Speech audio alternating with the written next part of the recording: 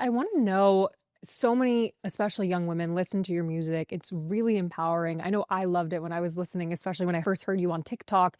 What does the promotion cycle look like for songs like this? What do you think contributed to this huge rise of virality that you experienced after Sweet But Psycho? I think I've always made it about the music, always. And a lot of people are always saying, oh, but her brand sometimes doesn't connect with her music. And I think the reason why is because I have been a studio hermit for years and I just focused on the lyrics and the melodies and my performances, and that's it. I wasn't even thinking about, oh, the fame aspect, the pap moments. It's like I don't want all that. And I think it's apparent. People know that now. They're just like, I see comments all the time. They're just like, Ava doesn't even care to go out and promote her music. And I'm just like, I do. I want to perform. I love performing. I cannot wait to go on tour. I love doing interviews. I love telling people my story. But being seen constantly is not really my thing. And I think it's important for me to say that on here because I see a lot of comments about it. Sweet But Psycho was huge at the time. And the reason why I think it was huge was because I remember being on New Music Friday. It was the only pop song at the time. It was the only pop song. So it stood out on New Music Friday. And that goes to show how uniqueness and just originality is so important. That was also around the same time that TikTok actually became such a big cultural phenomenon, right? With the pandemic and everything. Right after Sweet But Psycho. And it was 2019 is when I was doing the big promo tour, and then 2020 lockdown. And then Kings and Queens came out, Who's Laughing Now. Kings and Queens was #1 on Hot AC Radio forever. And I find that bizarre because everybody was in lockdown. I'm like, how did that happen? And so when that happened after Super Psycho, having another hit right after, I was like, wow, I just like, I'm so grateful that people can connect to the music I'm making. And I just kept making music like that, female empowerment records. And I think having music that's uplifting is so important in this day and age. I make sad songs occasionally, but I like more uplifting music. It makes me feel better too. But it sounds like what I'm hearing, like for you, making the music is quite energizing, right? You have some of these moments where it is draining when people don't believe in you, when you're in the studio until super late at night. Now it sounds like the music you're making fills you with energy, but the being in public all the time, having the demand of being the brand 24/7 and this kind of character you've built, that sounds rather exhausting. I know you've delayed your tour this year. Can you walk us through that decision? What is it like just mentally to be on tour? Being on tour is one of the hardest things, but most rewarding things. And I think that's the best way I can describe it, because I remember my last tour in 2023, I was so nervous. It was my first tour. But then it was, I get there, it's sold out. Everybody's just like singing back the lyrics that I wrote. And like, it makes me emotional to talk about because it's such an experience that I don't even know if there's words to say how I feel on stage. It's just, you're connected to so many people and you feel everyone's wavelengths. And it's just, it's a beautiful connection with humans, and I love that. And then to postpone the tour was a big decision. I didn't want to do it. I had to do it because I want to give a great show. And I switched management mid-album launch. And I just didn't feel like it was right to keep going with the tour when I knew it wasn't going to be the tour that my fans deserve. It is postponed. It's not canceled. It will happen. And I'm going to announce something before the end of the year. That's super exciting. Can you walk me through? I'm a complete novice. What does planning a tour look like? Oh my goodness. There's so many different parts. I mean, first of all, I love my team that I was with last tour. They're incredible. They're so much fun. I'm definitely going to tour with them again.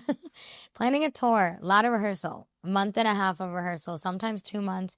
This next tour, I'll probably do like 2 months and a half. It's going to be a longer set, a lot of more songs, new album. And I think for me, I feel like you said this before we started. It's like being an athlete, right? Yeah. And I just like kind of put 2 and 2 together recently because I was never a fitness person. Like I would just perform or like work out a little here and there. I have started working out every single day, and it's because I want to give the greatest show next time I perform. And so I'm taking it very serious this next tour because I postponed it, and I feel so bad about that. And I know the fans were looking forward to it. So the tour coming up is going to be very, very exciting. Do you go to other artist shows? Do you get inspiration from like, oh, I like how they did this. I like that. Oh my God, of course. Love Sabrina Carpenter. I love Billie Eilish's tour. I mean, there's just so many artists right now that are killing it. Female artists are killing it right now. I have to say that. For this podcast, a lot of people listen who want to get inspiration from other people who've made it in an industry that they're really excited about. And for you, is there any specific advice you would give to other young women who want to break into singing, songwriting, the entertainment industry? Everyone has their own path. Don't ever compare. And I learned that later on in life. I wish I knew this earlier. Everyone has their own path. Everyone has a different destiny. Everyone has a different timing. You just have to be consistent, and you have to know your why. Why are you doing this? It can't just be for fame, because then it won't work and it won't happen. It has to be for a purpose, a real bigger purpose, bigger than yourself almost. What does navigating management and a label look like? Walk us through the business side of the music industry. That's always tricky, because I know a lot of people always ask me that. I'm very music focused. I'm very music led. I love my team right now, but at the end of the day, I'm just like, I let people do, their job. I don't try and interfere too much, but I do stay on top of everything. I am extremely hands-on. What does a team look like for a music artist? Management, label, publishing, lawyers, business management, tour manager, assistants. And there is so much. It takes a village, and I'm not even exaggerating. It takes this entire country, it feels like. How do you go through the process of finding all of those different people? Like, how did you find your publicist, etc.? It's almost kismet, because when you meet them, you know if it's right or wrong. I feel like I have a good sense of energy. So I've stayed with my lawyers from the beginning. I've, a lot of people that I've working with, like that are my core, I've known for a long time. Just management, I recently switched, and I think change is good. It's a snake year, right? It's about shedding. It is about shedding this year. And you've said now for this next chapter, you're experimenting with a different sound. How many songs have you written? What can fans expect? Yeah, so I'm already starting the 4th album. I know the 3rd album just dropped, but I'm very excited. I'm starting it in September. And there may or may not be a deluxe for Don't Click Play. That's all I'll say.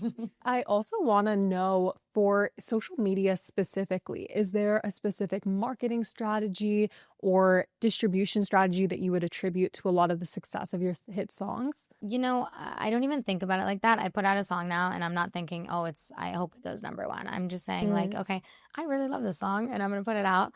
And if it resonates, it resonates. But if it doesn't, I have a lot more music. I make a lot of pop songs, and they will always get music from me, because that's like my bread and butter, making pop music.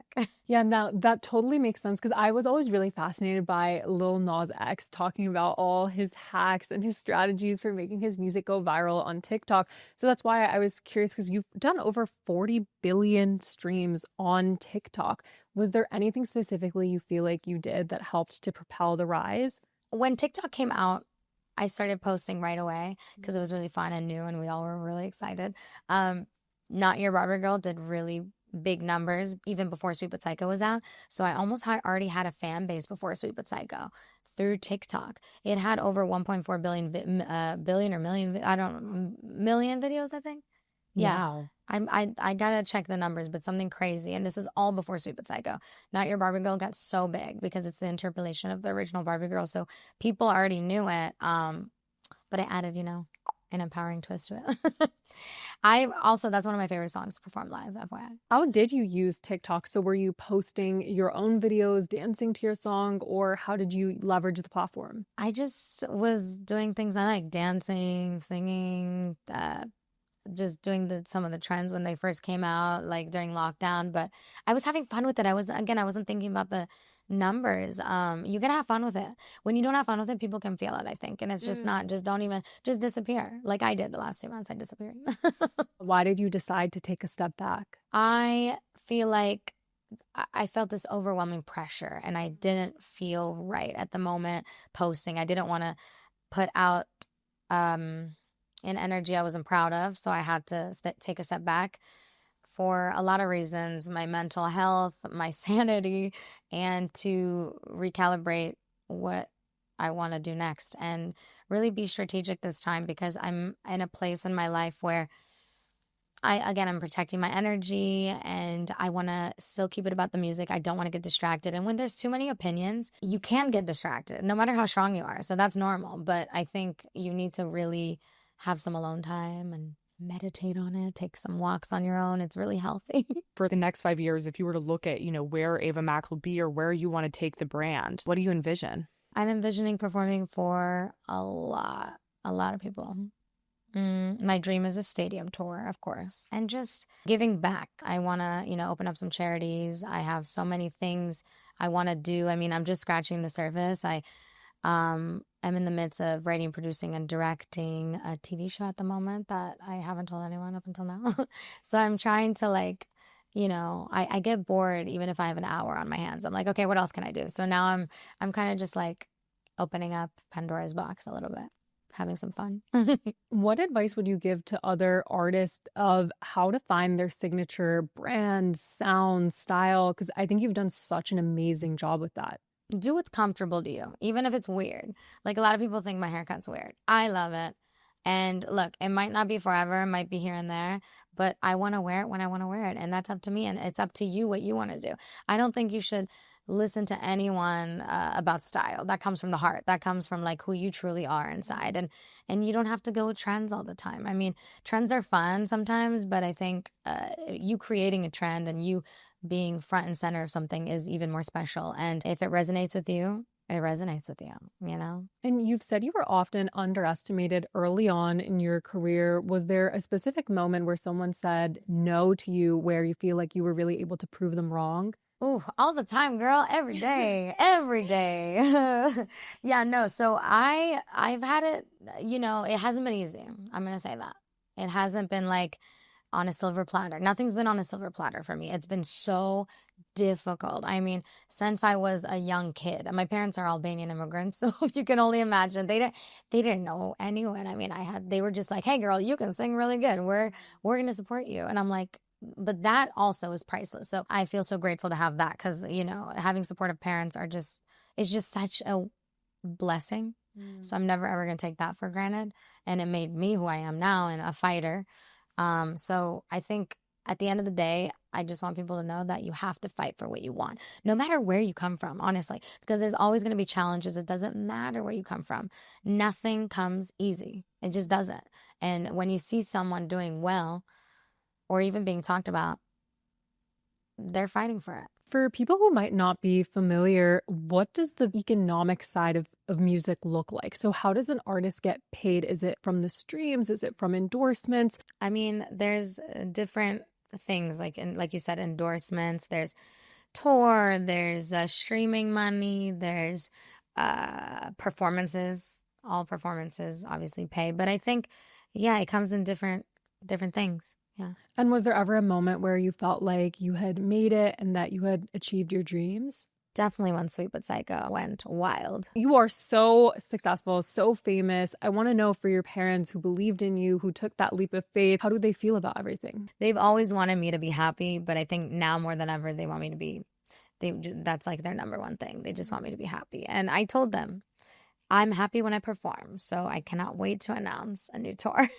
Your album just dropped on Friday. Congratulations. Tell us more about Don't Click Play. Ooh, so Don't Click Play is one of my favorite albums that I've done because it was an album that I created during the midst of like a lot of heartbreak and betrayal and sadness, and also then a lot of happiness. I started this album in late 2023 when I was going through all the sadness, and I made probably like 30 sad songs. Like they were good sad songs, but they were sad. And I was just like, and then 2024 came along and I was like, I don't want to make this album all sad just because I went through a moment in my life that tore me up. It's like, that's not who I am fully. That's just a moment. And so I made it a moment. And so there's 2 songs on the album that are more on the sad side, and everything else is more empowering because that's really what I love to do, and I didn't want to lose sight of that. So this album is very special to me because it has a different types of emotions. Each song is, someone might like one song, another person might like another song, something in there for everyone. It's fun. What song are you most excited about? I love World's Smallest Violin at the moment. I have a new obsession with it again. And it's weird because listening to myself is already weird, but this song in particular has got me dancing. I love the violins in it. I really love this record. And it's the song that my fans are most resonating with, which is pretty cool. Which was the hardest song to write on the album? Know Somebody, the Heartbreak record. One of my favorites as well. Really sad. I don't know how I'm going to sing that live, to be honest. What's one piece of advice you'd give to someone who's chasing their dreams and hasn't quite gotten there yet? One, have a really good group of people that you trust. I think that's so important because when things get kind of rough, you need that support system. It's not good to be all alone. And I think in the beginning, I made the mistake of thinking I could do it all on my own and I got hurt. Regardless, you'll get hurt, I'm sure, but not as bad as if you were like, if you have a really good group of people. I think it's important to have a good support system. It's good for your mental health, emotional health, physical health. You'll just be happier. Well, Ava, thank you so much for coming on The Burnouts. Thank you for having me, guys.